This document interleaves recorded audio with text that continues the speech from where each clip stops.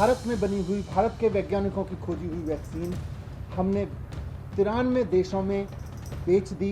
6.5 crore vaccine की doses हमने दूसरे देश के लोगों को भेज दी। जिस वक्त सेंट्रल गवर्नमेंट से यह अपेक्षा थी कि वो देश में कोरोना मैनेजमेंट करेगी, वो अपनी इमेज मैनेजमेंट कर रही थी इंटरनेशनल लेवल पे।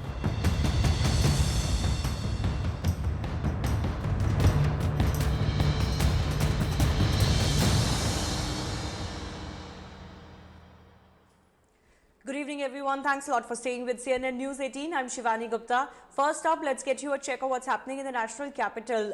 There is, of course, more politics brewing now on the issue of vaccines also in the national capital. Delhi Chief Minister Arvind Kejriwal has written to Union Health Minister Harsh Vardhan saying that the centre must ensure that they get as many as 60 to 80 lakh vaccines per month for the next 3 months, including May, and that they should direct the Indian manufacturers, Serum Institute and Bharat Biotech, to do so. This is a letter that has been written by Arvind Kejriwal, in which he has also said that there should be same pricing for state, central and as well as private players, amongst other demands.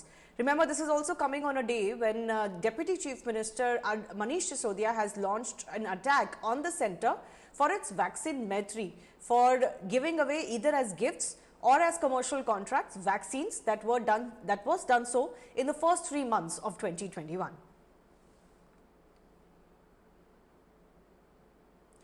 Let's also go across to Rupashri Nanda. So what else is Arvind Kejriwal saying in his letter, Rupashri? Well, multiple things actually. He's said that the central government should make available to the states the required number of vaccines to enable vaccination of all its citizens. He's talking for all the states, not just for Delhi. It also said that the central government should actively monitor and supervise the manufacture of vaccines by private companies so that supplies are adequate, in adequate quantities are made available to all state governments. And he has said that it should not be left to the discretion of private manufacturers. He has also asked for a uniform price, that is one price for vaccines, whether it is purchased by the central government or the state government or by private hospitals. And he has said that or argued that there is an inherent fallacy in differential pricing because of the obvious incentive it gives to private players or manufacturers to supply them to private hospitals. But in the context of Delhi, the most important thing he said is that Delhi government has already placed orders with SII and Bharat Biotech and has also approached Reddy Labs for the Russian vaccine. However, Delhi has not been able to get adequate supplies, and Delhi has not been able to get even confirmed timelines for delivery. And Delhi needs an additional 83 lakh doses of vaccines per month for the next 3 months in order to be able to complete its vaccination drive. So for the 45 plus age group, it needs 25 lakh doses per month, which the central government has to provide. And for the 80 to 45 age group, Delhi would need 60 lakh doses of vaccines per month. And for this, actually, Arvind Kejriwal has asked the Union Health Minister to direct SII and Bharat Biotech to ensure that Delhi gets its supply. So, and remember, Delhi has just probably... Right, we'll have to wait and see, of course, if the centre does so, because doing so for the national capital could invite similar demands from other states. Remember, most vaccine manufacturers have said that till May 15, or most states have indicated that they will just have to wait a little bit till May 15.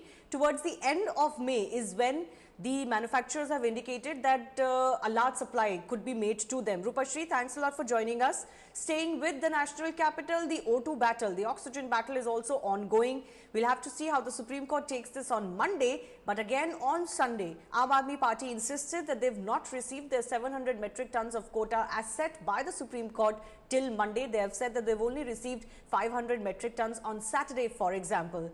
The BJP also hit back saying that there is mismanagement of the local government, the Aam Aadmi Party government. And they also maintain, as was said in court, that Delhi does not need 700 metric tons as it stands. The Chief Minister, remember, earlier had said that as they thank the centre for 700 metric tons, they need this amount of supply to be maintained so that they can add beds. So that is where it stands right now. Amit Malviya of the BJP earlier spoke to me. He said that there is oxygen crisis because black marketing and hoarding is going on under the nose of the Aam Aadmi Party government. I know, Mr. Malviya, you believe that the Delhi government's requirement currently is not 700 metric tons. Having said that, the court said till Monday you have to maintain this supply. And after that, the audit also that has been mandated will continue. Don't you think that you're in contempt of the courts, the central government that is, because that order is not being complied with? Well, the fact is that the central government is doing everything possible to ensure that the requirement of oxygen is met. However, we have to realize that different states with different levels of requirement need oxygen. How is it that Delhi, with a small population of 2 crore, has the highest requirement? Delhi is already getting the highest per capita oxygen supply, yet they continue to maintain that it is not enough. And why is it not enough? We've seen Delhi government ministers and legislators hoarding oxygen cylinders. We've seen powerful people operating from the Khan market hoarding oxygen cylinders. Who are these people supplying to, and how are they getting away if the administration had not been slack? Also, an update from the national capital where the lockdown has been extended by a week. A similar decision has been taken by Uttar Pradesh government as well. In the national capital, this lockdown is going to be even tougher than the previous few weeks because even the metro services have been suspended. This is because even though cases are coming down, the positivity rate is still well over 20%. So it's very much in the danger zone. In Uttar Pradesh too, cases have continued to come down, but there is a danger that if relaxations are given, then the cases could mount again and even rural areas could be affected. आप सब लोगों के feedback के आधार पे, आप सब लोगों की इसके आधार पे मजबूरीवश अभी 1 हफ्ते का लॉकडाउन और बढ़ाया जा रहा है। कल सुबह 5 बजे ये लॉकडाउन ख़त्म होना था, लेकिन अब ये अगले सोमवार को 5 बजे तक के सुबह 5 बजे तक के लिए बढ़ाया जा रहा है और इस बार थोड़ा सा और सख्त किया जा रहा है। कल से दिल्ली के अंदर मेट्रो भी चलना बंद हो जाएंगी।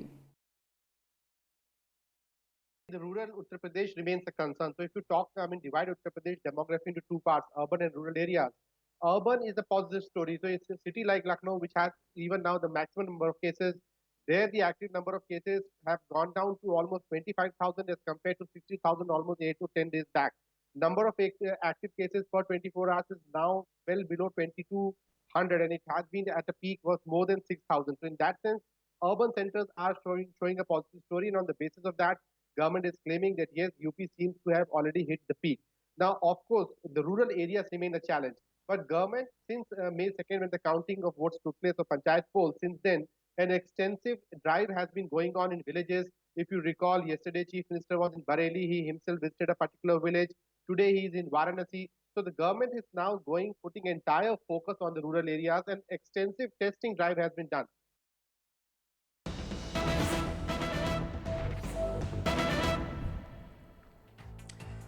A similar decision has now been announced from Haryana, where the lockdown will continue till May 17th. In fact, indication is that this could also be a very strict lockdown because remember, Haryana also has to guard itself against any increase in cases, and also given the fact that several surrounding states continue to be very badly affected, including the national capital, and cases rising in Punjab. So all state governments now opting for lockdowns and strict lockdowns, not just half measures, not just mini lockdowns, but strict lockdowns to ensure that they can continue to break the chain. My colleague Arun Dhata is also joining us with more on this. Arun, do you know any more details of how different this lockdown will be? Are there any stricter provisions in place now? Well, Shivani, as of now, the information which we are getting from the tweet of the Haryana Health Minister Anil Viz, it says that the lockdown will be extended from tomorrow till 17th of May. So he has not given out details. He says that this lockdown is going to be more stringent. He has given the orders to the officials of police in the state, and the details of this entire extension of 1 week lockdown will be shared in few minutes from the government now. But yes, he has made one thing very clear, that this lockdown is going to be more stringent, because in last couple of days, if you see, even after Haryana was under lockdown, the cases have not reduced. They are getting close to 10 to 15,000 cases on daily basis, and the sense amongst the government there in Haryana is that the people who are traveling from Delhi or from UP in Haryana, those are also somehow becoming the carrier, and that's something when he says that this lockdown is going to be more stringent. So I think in the order which is about to come in a while, we'll see some more aggressive actions against those people who will breach the lockdown, and perhaps those people who travel from Delhi to Haryana. So we'll have to see that what exactly is going to be part of that order. Okay. All right, thank you so much for joining us. We're getting some more breaking news now coming in from Karnataka. The latest on the corona front, the state has now recorded over 47,000 cases. In fact, nearly 48,000 cases in the last 24 hours and 490 new deaths as well. Over 20,000 cases are being reported from Bengaluru alone. So it continues to be, of course, an area of great concern.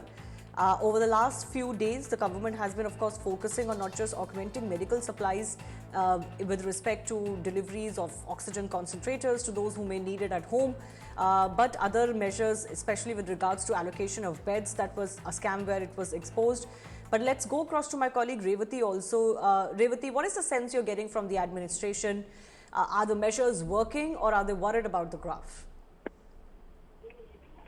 Well, at this point of time, the government has made clear that the existing measures are not working. We had a Janata curfew here in Karnataka, which did not yield the expected results as far as bringing down the COVID numbers go, which is why starting tomorrow, there will be a complete lockdown for 2 weeks, except essentials and health services. Nothing else will be available. Now, it's just a change of name, but the restrictions are more or less same. Across the state, there will be a complete shutdown for 2 weeks.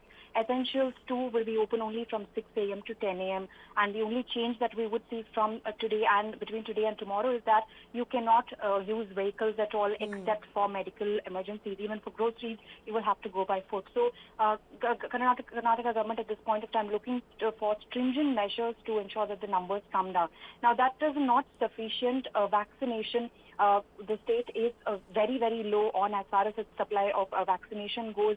There are people waiting even for their second dose, about more than 60 lakh people waiting for their second dose above the age of 45, and 70% of the existing doses are earmarked for them. So 18 to 44 in select cities, in select government hospitals, the Karnataka government will begin vaccinating tomorrow. So as far as vaccination goes too, it is not a very bright picture in Karnataka. Hospital beds, oxygen, and other essential medicines as well. Bengaluru specifically is running short of, in spite of its medical facility compared to other smaller districts. So Karnataka government at this point of time focusing on that. But we'll have to see in the next 2 weeks whether this complete lockdown will sort of bring any change that the existing Janata curfew did not in terms of bringing down the COVID numbers.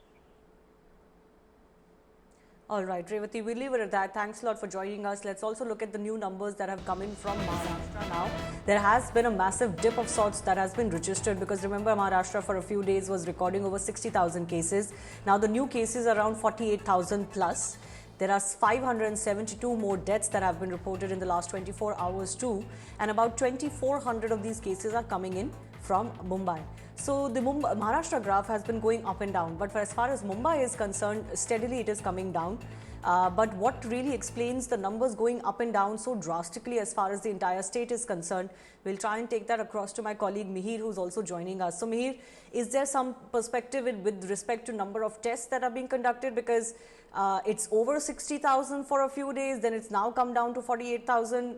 How do you read the numbers?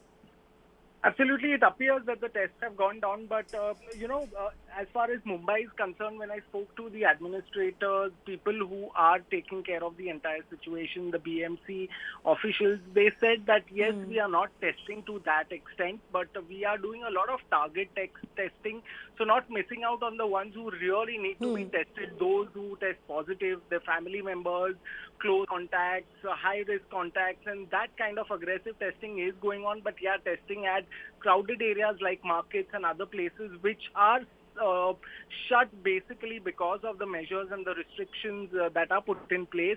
That is not possible. That is pretty much the case in the state of Maharashtra. But remember, Maharashtra, apart from Mumbai, has also several districts that has seen a significant decline in numbers over the course of time, and that is a positive. But yes, there are other districts that is seeing a constant surge. Now that is a worry for the state government, and more focus and more resources are being put in that direction to ensure that kind of surge is taken care of. Now, what we are seeing in today's numbers is clear that the major cities in Maharashtra, be it Nashik, Pune, Nagpur or Mumbai, there is a significant decline in numbers. Even the death rate, the mortality rate is impressive today. And we have seen that these circles are also seeing downward numbers as far as the number of deaths are concerned. In fact, Nashik was around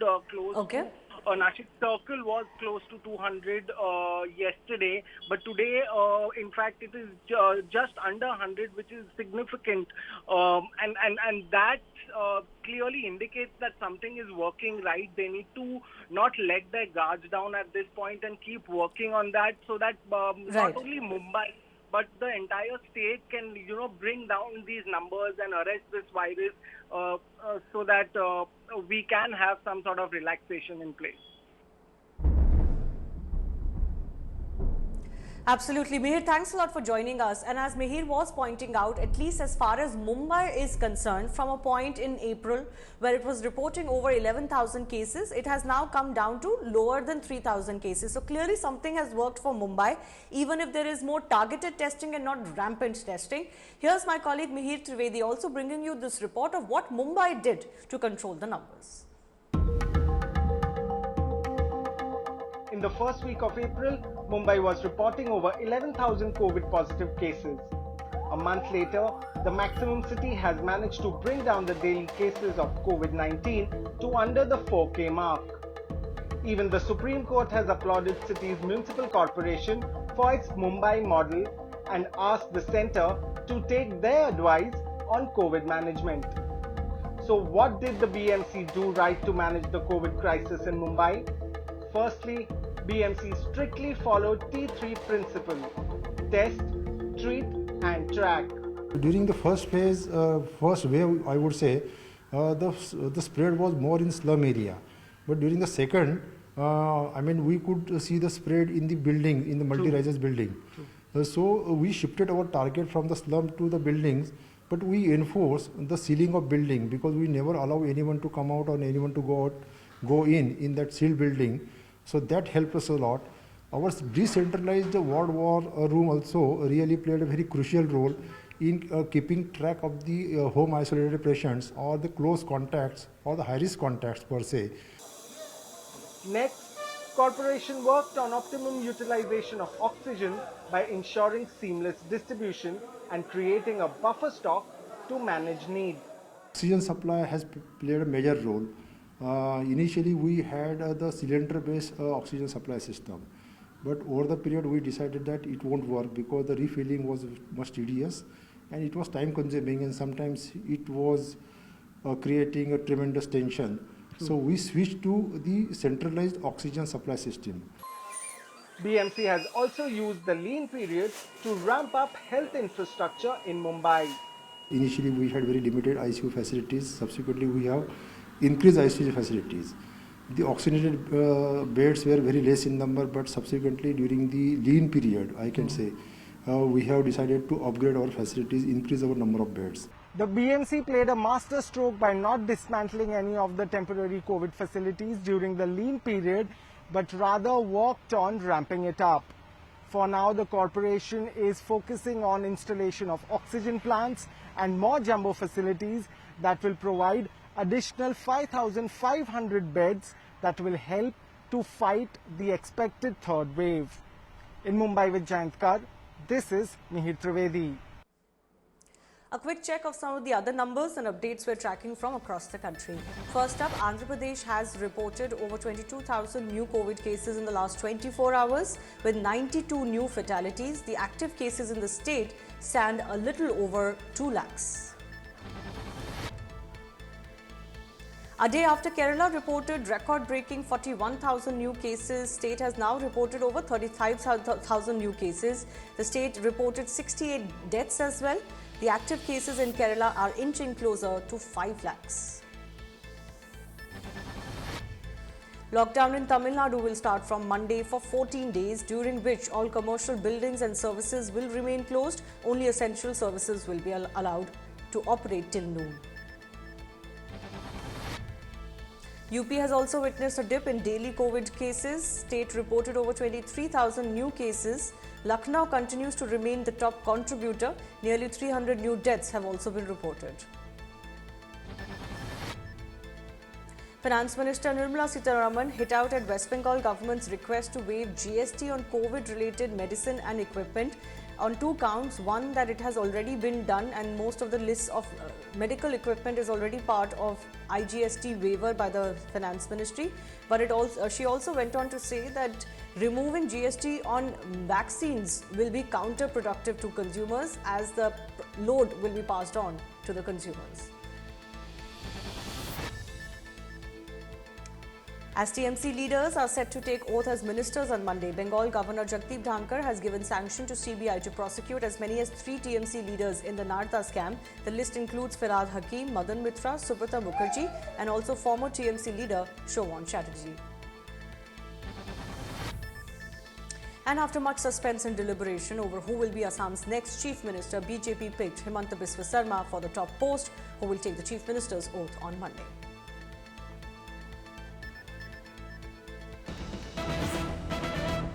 We're also getting some breaking updates from Bengal now on the new COVID cases that have been reported. Nearly 20,000 new fresh cases have been reported in the past 24 hours, along with 124 deaths.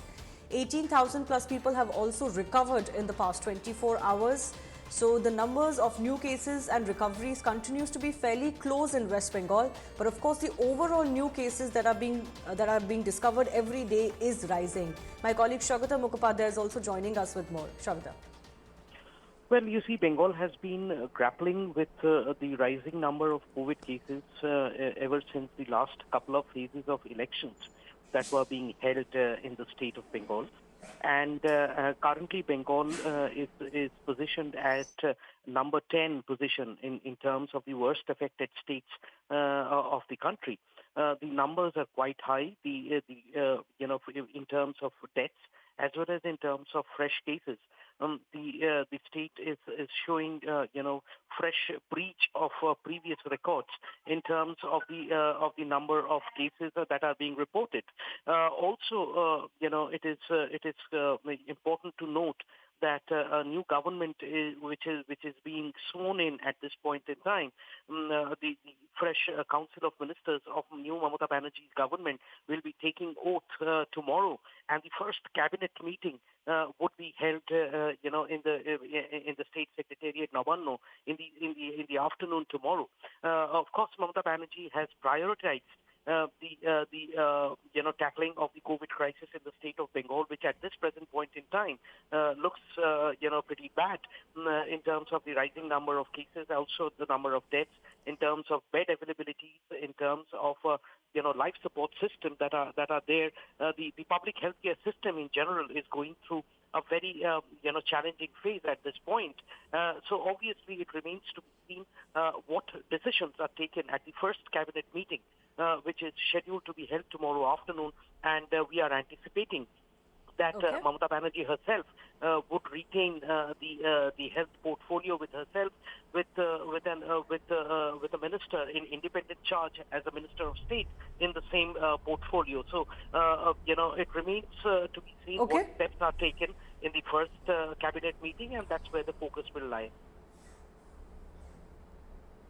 Shagata, thanks a lot for joining us. Some international updates too, and first up with regards to how India and European Union have announced that they will restart free trade negotiations once again after 8 years. This of course has happened after Prime Minister Narendra Modi addressed the leaders of European Union and the Union's top brass and held talks with them. It was agreed at the summit that negotiations will resume for a balanced, ambitious and mutually beneficial trade pact which will respond to current challenges. India has also acknowledged the aid provided by EU states to tackle the COVID crisis during the second wave.